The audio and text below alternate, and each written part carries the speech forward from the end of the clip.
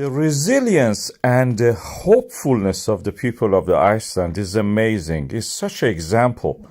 They have been flooded with the Fissure eruption, one of the most important towns in the southern part of the country, a center for fishing. Part of the town was burnt.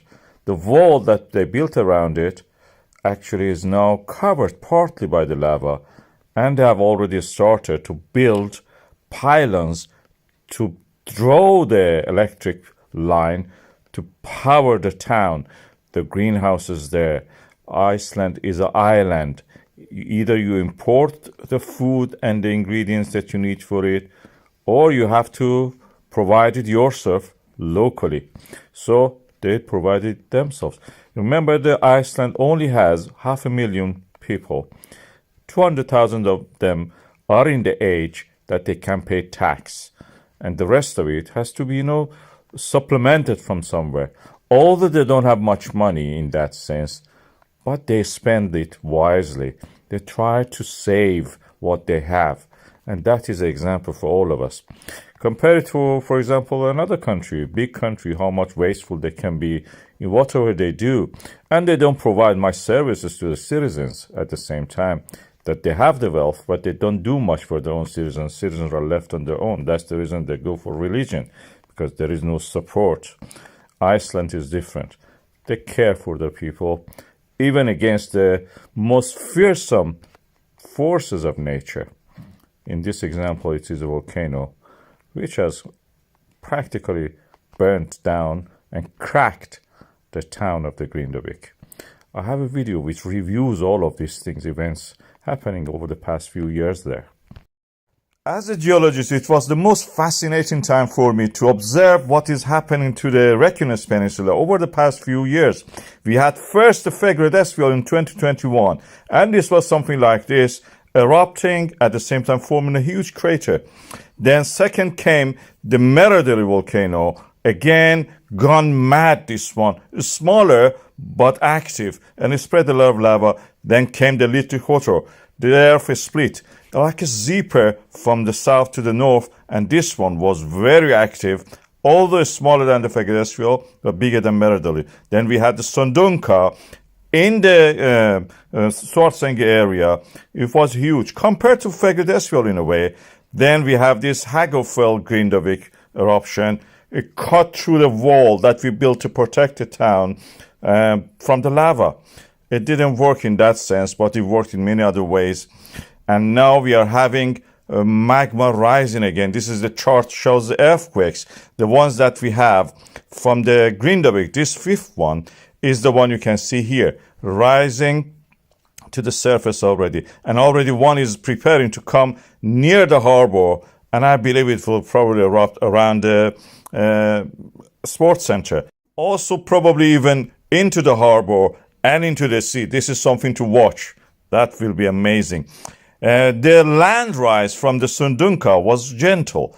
For the Hagafell was even more gentler. But this one is going to be sooner. The slope shows that it's already stepping upward very quick. Before the end of the January, we will have an eruption there. At the most, I think it's probably early days of the February. And this is the prediction that I will put on this. As a geologist, let's see how it is. But at the moment, if it continues like that, we will have eruption by the end of the January. And this is the way that all this, like a zipper from south to north and then from north to south, are opening up in this area of the Reykjanes.